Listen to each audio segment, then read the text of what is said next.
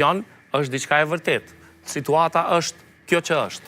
Të pavërteta në deklarimet e saj, që pak a shumë kanë qenë edhe deklarime emocionale, po besoj fakti se në moment që është kput bashkjetesa, e pa ditra, deri me datën 13/9/2022, dhe me thonë para vitit 3, që i bije konkretisht vitit 2021, nuk ka qenë asë njëherë të takoj fëmijet e saj.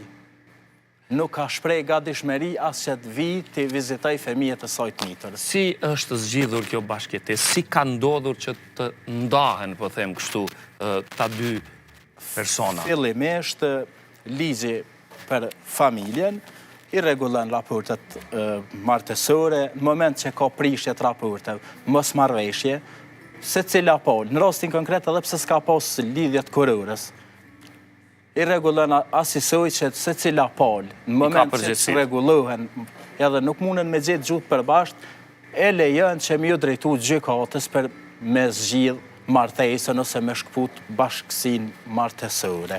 Në rastin konkret,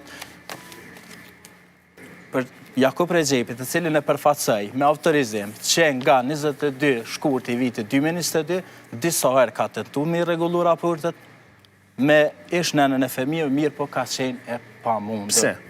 Pse?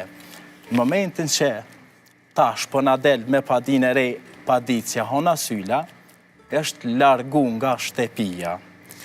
Si ka qenë momenti largimit? Me vullnet, apo si që thot në deklaratë zonja Eni? Me vullnet. Është nxjerr nga